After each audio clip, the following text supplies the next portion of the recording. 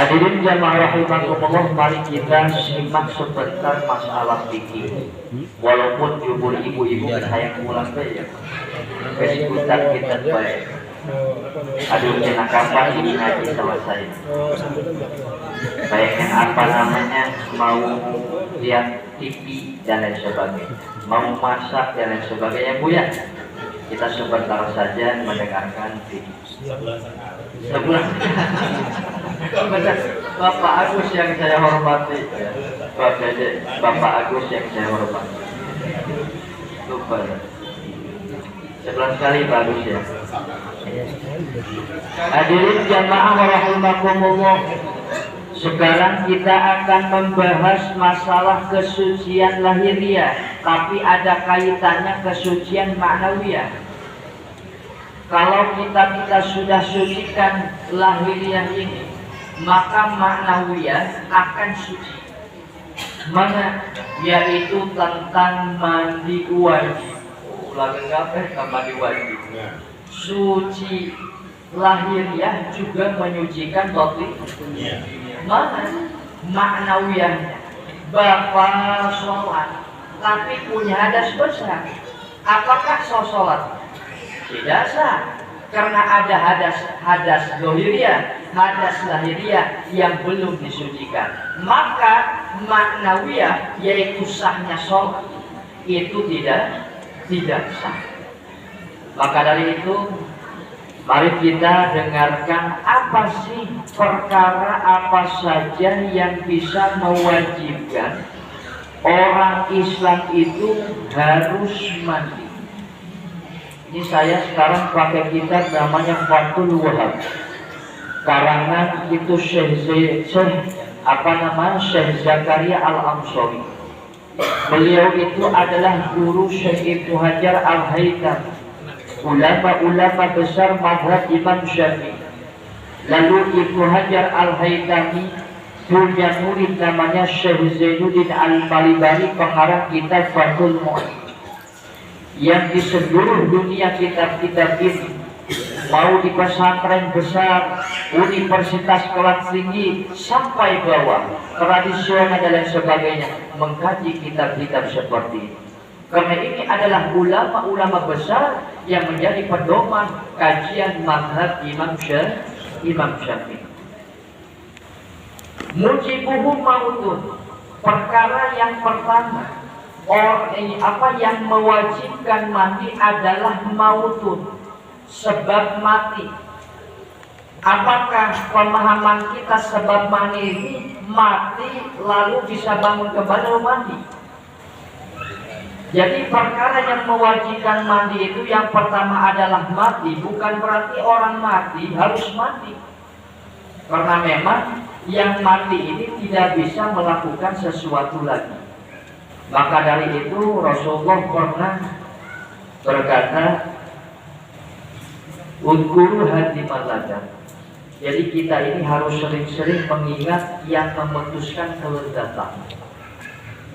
Perkara yang memutuskan kelezatan itu tiada lain adalah kematian. Orang yang sudah mati akan menyesal apa yang sudah diperbuat di dunia. Dan orang yang suka melakukan kebaikan amal soleh pun mereka menyesali, kenapa saya tidak menambahkan, saya tidak selalu sering istiqomah dan lain sebagainya. Mengingat mati. Orang mengingat mati akan mereda jiwa-jiwa yang rusak.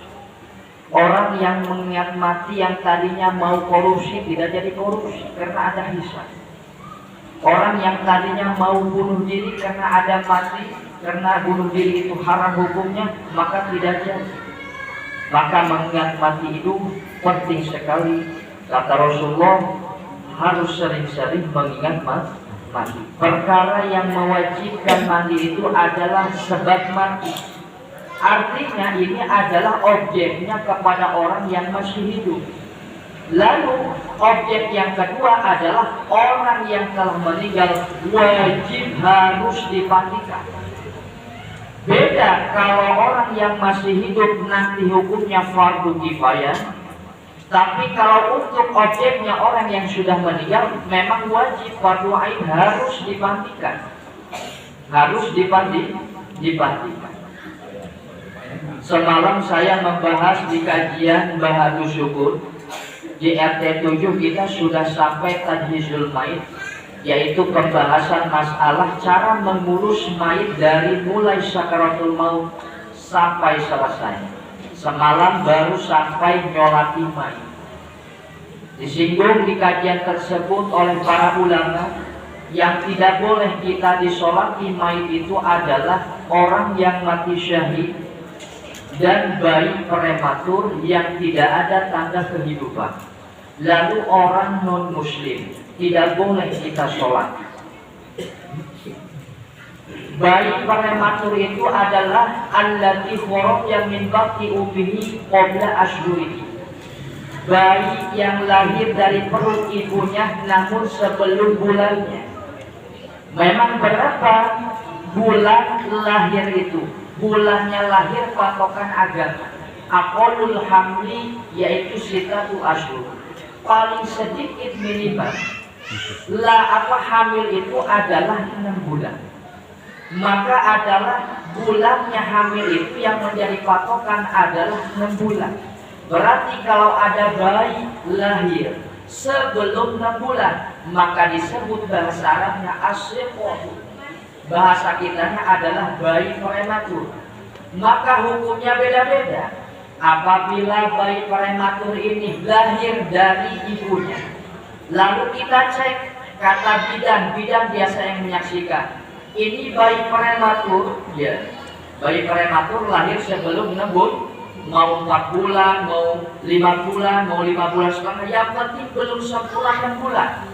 Maka ketika lahir, lalu ada tanda kehidupan, contoh sempat gerak, lalu meninggal. Contoh sempat nafas, lalu meninggal. Sempat apalagi menangis sebentar, lalu meninggal. Maka hukumnya adalah yughassalu wa yukaffanu wa yusalla alaihi wa yudfanu. Kal kabir seperti mayit dewasa, wajib yang 4 dipandikan, dikain kafankan, disolati. Dipandikan wajib. Asik itu bayi yang baru lahir tapi prematur tapi ada tanda kehidupan. Jadi ada tanda kehidupan. Kalau memang kita sebagai suami, kita bertanya-tanya, bayi saya ini yang lahir sebelum 6 bulan ini, gitu. Ini apakah ada tanda kehidupan atau tidak? Kita tidak tahu. Kalau tidak menyaksikan, maka harus bertanya kepada ibu bidan. Mungkin ibu bidan bisa menyaksikan dengan secara baik. Nah, lalu bagaimana ada bayi prematur lahir? Ya, awas ingat, bayi prematur lahir sebelum 6 bulan. Lahir dari perut seorang ibu, namun lam tadhhar fihi amaratul hayat. Tidak ada tanda kehidupan sama sekali. Sama ibu bidan ini tidak ada nafas. Saya yakin tidak ada nafas. Keluar langsung jadi mayit, keluar langsung jadi atau meninggal, langsung meninggal. Tidak ada tanda kehidupan sama sekali. Tidak ada nafas, gerak, menangis, tidak ada. Pokoknya langsung meninggal. Maka hukumnya berbeda dengan yang tadi. Namun kata para ulama, yang ini adalah walakin dhuharu fihi mabda'u fawti adami. Sudah terbentuk bentuk manusia walaupun baru separuh. Contoh, baru terbentuk kepalanya saja, atau baru terbentuk tangannya saja, atau baru terbentuk kakinya saja. Yang penting ada tanda kehidupan. Maka hukumnya adalah yughassalu. Tidak ada tanda kehidupan ya. Sekarang tidak ada tanda kehidupan gitu. Walaupun sudah terbentuk tapi tidak ada tanda kehidupan. Kalau yang pertama kan ada tanda kehidupan. Kalau ini tidak ada tanda kehidupan walaupun sudah terbentuk. Nah itu hukumnya hanya 3. Wajib dipandikan, wajib dikain kafankan, tidak usah disolatkan. Hanya wajib. Yang ketiga adalah dipendam. Itu bayi prematur. Lahir tidak ada tanda kehidupan sama sekali. Maka hanya 3 yang wajib. yang satu tidak wajib sholat.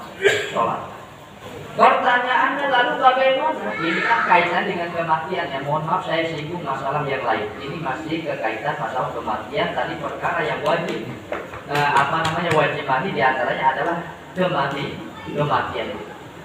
Lalu pertanyaannya adalah yang seterusnya, bagaimana kalau bayi ini yang meninggal lahirnya ini sudah 6 bulan atau lebih dari 6 bulan?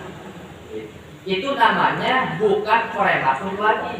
Syekh Nawawi telah menyinggung pembahasannya di dalam kitabnya namanya Tausye. Syekh Nawawi Al-Bantani yang beliau wafat di Mekah. Beliau adalah satu rujukan juga pada zaman sekarang adalah kaul kajian fikihnya. Beliau mengatakan karena in laisa bisikin, in huwa laisa bisikin. Jadi kalau ada bayi lahir setelah 6 bulan atau 9 bulan, itu tidak lagi bisa disebut bayi prematur, tidak bisa disebut bayi. Berarti hukumnya beda. Ketika lahir lalu meninggal, mau didahului tanda kehidupan atau tidak ada, tetap wajib yang wajib dimandikan, wajib dikain kafan, wajib disolati, wajib dipendam. Jadi kalau memang si bayi ini walaupun lahir langsung dalam keadaan meninggal, meninggal, tetap di sini harus disolatkan. Kenapa? Karena indua laisa bisikin. Sudah tidak lagi dinamakan bayi prematur. Kalau bayi prematur harus dengan catatan apa tadi? Harus ada tanda kehidupan. Kalau tidak ada tanda kehidupan, tidak boleh disolat. Hanya wajib dimandikan. Jadi perkara yang mewajibkan mandi yang pertama adalah kematian seseorang orang Islam. Ada yang tidak wajib bahkan haram, yaitu adalah orang yang mati syahid. Namun di sini adalah syahidnya syahid dunia wal akhirah dan syahid dunia saja. Kalau syahid akhirat saja wajib. Mana contohnya syahid akhirat saja? Orang seperti sakit perut lalu meninggal, itu syahid akhirat. Syahid akhirat itu walaupun syahid akhirat tetap harus dimandikan, dikain kafankan, disolati, harus dipendam. Yang dimaksud tidak boleh dimandikan adalah orang yang mati syahid dunia wal akhirah dan orang yang mati syahid dunia saja. Kenapa? Karena mereka adalah orang yang berperang melawan orang-orang musyrik, orang-orang kafir Harabi yang memerangi orang Islam lalu meninggal di medan tempur. Maka itu adalah syahid dunia wal akhirah dan syahid dunia saja. Tidak boleh, tidak wajib, tidak boleh bahkan haram dimandikan. Kenapa? Karena darahnya ini menjadi saksi nanti di akhirat. Bahkan darahnya ini baunya bau sangat luar biasa merebak seperti minyak misik di hadapan Allah nanti di akhirat. Kenapa tidak disolati? Karena maghfurun lahu, sudah diampuni semua dosanya orang yang mati syahid dunia wal akhirah dan syahid dunia saja. Kalau akhirat mangga harus disolati karena memang belum maghfurun lah. Artinya bisa maghfurun lah, bisa tidak. Itu kalau syahid akhirat saja. Tapi kalau syahid akhirat ini nanti di akhirat punya ganjaran syahid kan dibayar. Jadi tersaksikan bahwa orang ini syahid akhirat. Orang yang meninggal seperti ibu-ibu, ya, ibu-ibu melahirkan lalu meninggal itu syahid akhirat saja. Itu tetap dimandikan, dikain kafankan, disolatkan, dikain terus. Yang seterusnya adalah wahaidun wa nifasun. Yang seterusnya adalah haid. Termasuk perkara yang mewajibkan mandi seterusnya adalah haid. Haid itu adalah darah kotoran. Pernah saya bahas di pengajian ibu-ibu. Ibu-ibu kalau di pengajian seperti ini Pak, agak malu-malu bertanya. Tapi kalau di pengajian ibu-ibu, ya khusus ibu-ibu, itu pertanyaannya luar biasa, sangat berbobot. Sampai ngomongin jima baiknya dipertanyakan, isin pokoknya, ayat isin. Kenapa? Sebab Kanjeng Nabi kata Rasulullah, Innallaha la yastahi minal haq. Jadi jangan malu-malu terhadap untuk hukum Allah. Jadi apapun yang di benak kita, yang tidak paham masalah agama, sekalipun itu malu kita tanyakan, tapi Allah memuji orang tersebut. Maka berapa luar biasanya pada waktu itu para sahabat, ya, wanita dari kalangan wanita, itu ada yang berani bertanya kepada Rasulullah, tidak malu. Maka Rasulullah menjawab, Innallaha la yastahi minal haqq. Gitu. Ini ada pertanyaan masalah perempuan pada waktu itu suka keluar air mani. Maka bertanyalah kepada Rasulullah. Coba bertanya masalah air mani kan luar biasa malu. Tapi karena ini adalah hak yang harus dipertanyakan karena keterkaitan hukum, maka jangan malu-malu. Jadi ibu-ibu karena dihadiri sama bapak, jadi mungkin pertanyaan disensor. Jadi ada sedikit pertanyaan tidak seperti ibu-ibu yang ngaji, yaitu khusus ibu-ibu. Nah, haid itu adalah kotoran, darah kotoran. Pernah Rasulullah ditanya oleh sahabat, lalu turunlah ayat wa yas'alunaka 'anil mahid qul huwa adhan fa'tazilun nisaa fil mahid wa la taqrabuhunna hatta yatahurun fa idza tatahharna fatuhunna min haitsu amarakumullah. Kata Allah, ini wahyu yang diturunkan kepada Rasulullah terkait masalah haid. Wa yas'alunaka 'anil mahid, mereka bertanya kepadamu wahai Muhammad 'anil mahid, tentang haid. Tentang haid. Ucapkanlah, jawablah oleh engkau wahai Muhammad, dua ada. Darah haid itu adalah darah kotor yang keluar dari rahim, dari farji seorang perempuan. Fa'tazilun nisa, maka ketika perempuan sedang haid, jauhilah mereka. Ibu-ibu kita diruyuk di hutan. Sebab mengaplikasikan satu ayat, katanya ketika orang yang sedang haid, perempuan harus dijauhi. Ibu-ibu dibawa ke hutan sama bapaknya. Di sini dulu ya, ditunda 15 hari haidnya misalkan. Saya mau pulang. Bukan begitu maksudnya. Yang dimaksud di sini fa'tazilun nisa fil mahid adalah kita sebagai suami jangan pernah coba-coba yang namanya berhubungan intim yang inti, bukan yang mukodimah. Kalau mukodimah mah nggak apa-apa. Tahu mukodimah?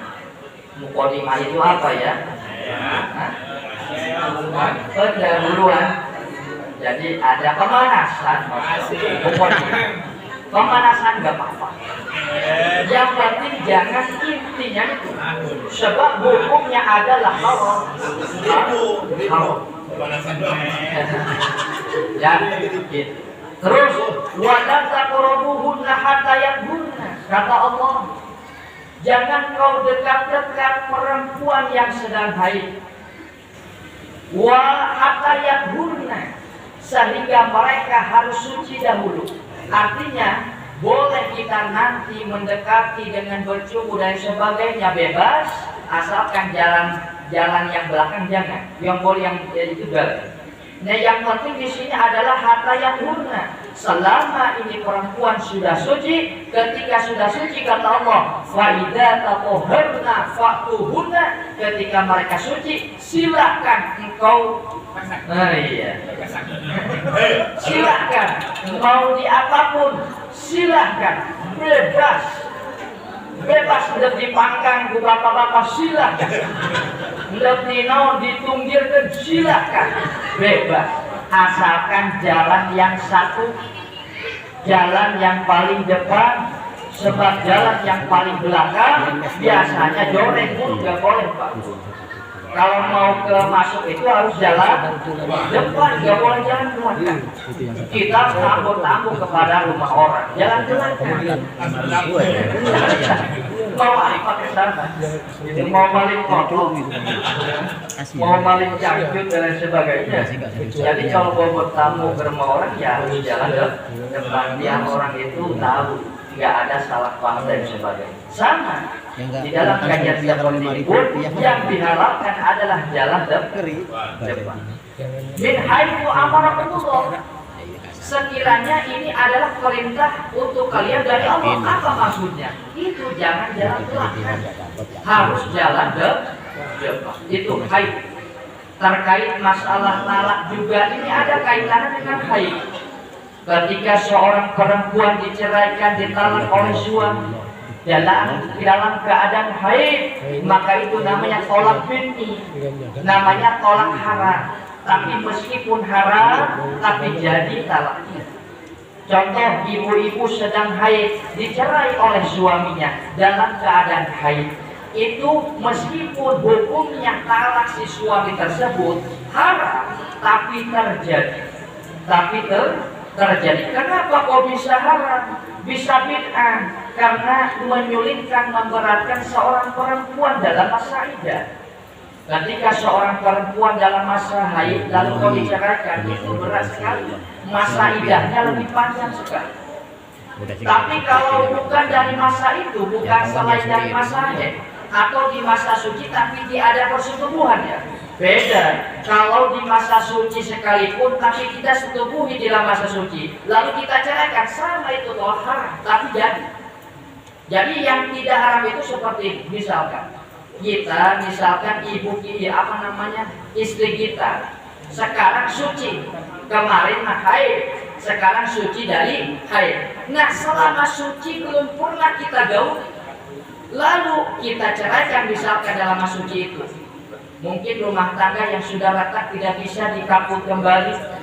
Mungkin perceraian adalah satu solusi untuk keluarga si rumah tangga ini, misalkan Zaid dengan Nisar Boha. Jadi Nisar Boha itu istri Zaid diceraikan oleh suami yang bernama Zaid dalam keadaan suci si Nisar Boha, tapi belum pernah disetubuhi, artinya belum sempat disetubuhi, lalu ditalak oleh si Zaid suaminya, maka itu bukan tolak haram itu. Yang haram itu adalah di masa suci, misalkan istri Zaid ini sudah disetubuhi, lalu ditalak di situ juga di masa suci itu yang sudah ada disetubuhi. Terus dalam keadaan haid juga itu tolak haram. Ini kaitannya dengan haid tadi. Haid adalah merupakan satu perkara yang mewajibkan mandi. Ini saya singgung dengan hukum-hukum yang lain, termasuk tolak dalam haid. Di dalam talak itu Pak, ada yang namanya tolak dengan tebusan, ada talak yang tidak dengan tebusan. Tolak yang dengan tebusan yang biasa dikaji para ulama adalah namanya khulu. Nanti ya di majelis ta'lim masing-masing, di majelis ta'lim al-ma'unah, al-babudi, at-taqwa, ya, itu nanti kita pada sampai kajian seperti itu. Ada bab muamalah, ada bab munakahah, ada bab jinayah dan sebagainya. Yang penting kita istiqomah ngajinya terus sampai yaumil qiyamah. Walaupun kita sudah meninggal, anak cucu kita meneruskan perjuangan majelis ta'lim kita. Kalau majelis ta'lim sekarang sudah tutup, bagaimana nanti anak kita 50-50? Apakah ada pengajian atau tidak? Maka dari itu pengajian itu harus sampai yaumil qiyamah, majelis ta'limnya ya. Mudah-mudahan diistiqomahkan oleh Allah Subhanahu wa ta'ala. Jangan sampai tidak ada pengajian.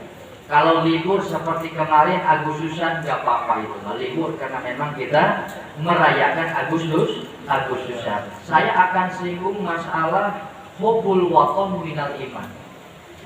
Ada satu kajian di dalam kitab Ahlus Sunnah wal Jamaah, itu dikarang oleh Syekh Hasyim Asy'ari. Beliau mengatakan bahwa hubbul waton minal iman, cinta terhadap tanah air adalah merupakan bagian dari iman kita kepada Allah Subhanahu wa ta'ala. Kenapa? Karena kalau kita memecah belah, membuat rusak, kerusakan negara, perang saudara, terus apalagi pokoknya kerusakan yang ada di negara ini, ulah kita misalkan, berarti itu tidak mencintai tanah air. Karena apapun keburukan, kemafsadatan itu tidak diridhoi Allah Subhanahu wa ta'ala. Karena Allah ridho akan kebaikan. Berarti kita sekarang memajukan negara kita entah dari pendidikan para dosen, para guru, para ulama, lalu di kepemerintahan para pejabat-pejabat, lalu ibu-ibu apa ibu-ibu? Itu ibu-ibu mah memajukan lemur eta meuli produk-produk jajan dia kan memang. Jajan wae memang terus belanja sarua eta ge memajukan negara kita. Jadi pokoknya dari beberapa sektor dan sebagainya hanya tugas kita memajukan negara, memajukan bangsa kita, tanah air kita dengan baik. Itu merupakan hubbul waton minal iman. Mencintai tanah air itu merupakan daripada bagian dari iman kepada Allah Subhanahu. Tapi yang paling penting hubbul waton adalah sudah dikaji di dalam kitab Tahliyah wa Targhib. Ada namanya Pak, kitab Tahliyah wa Targhib. Ini para pejabat, para dosen, para guru-guru ini harus tahu. Karena di dalam kitab itu ada namanya mencintai tanah air itu yang paling mantap adalah sektor pendidikan, yaitu pendidikan. Karena kalau pendidikan, kata ulama, kata pengarang kitab di itu ya, jadi kalau pendidikan sudah rusak, negara tidak akan maju. Jadi pusatnya, wasilahnya, satu pelantara yang luar biasa. Ingin majunya satu, misalkan daerah ini Kosota, ingin majunya Jemti, majunya apalagi Cisoka, majunya sebuah negara ini adalah paling pusat, yang paling dasar adalah pendidikan. Kalau pendidikan anak-anak kita sudah rusak negara. Kalau pendidikan agama kita rusak negara ini. Jadi pendidikan yang perlu diperhatikan oleh pemerintah, oleh kita sebagai warga setempat. Anak kita ayo disuruh sekolah, disuruh ngaji, yang paling penting harus mengetahui ilmu agama. Berapa wilayah yang rusak karena mereka ini tidak berpendidikan. Karena tidak berpendidikan, ya, ini orang merusak daerahnya. Contoh memabu, contoh ganja dan lain sebagainya. Itu kan aib satu desa. Kalau orang tersebut berpendidikan seperti berpendidikan agama, ya, bahwa ganja atau namanya apa, memabukan sebagai haram, berarti kan orang yang berpendidikan akan mewarnai dengan baik suatu daerah. Maka kemajuan satu kampung dan lain sebagainya, apalagi yang bisa sebuah negara, pendidikan harus diperhatikan. Satu daerah bisa rusak itu karena pemudanya kurang pendidikan, karena masyarakatnya kurang pendidik. Ini yang paling utama adalah pendidikan agama. Kalau pendidikan formal itu sebisanya Pak, karena sekarang itu tidak sulit seperti itu. Orang tidak sekolah kadang-kadang pintar daripada orang yang sekolah, aneh saya. Jadi ada orang tidak sekolah, kadang-kadang yang tidak sekolah luar biasa. Kenapa? Mereka punya guru otodidak, mereka berpikir, mencari buku dan sebagainya. Lalu mereka berdiskusi dengan orang-orang alim dan sebagainya. Walaupun tidak menempuh formal, tapi mereka main ke kampus-kampus, melihat, memperhatikan bagaimana orang kampus cara berbelajar dan sebagainya. Banyak yang seperti itu. Walaupun tidak resmi mereka belajar di sana, tapi luar biasa. Maka dari itu yang paling pokok pertama di sini adalah pendidikan agama. Ya, para guru, para dosen, bagi kita dalam satu tujuan, yaitu mencerdaskan anak bangsa supaya negara ini maju dari sektor apapun, terlebih adalah masalah agama, yaitu moral, akhlak, adab, dan lain sebagainya.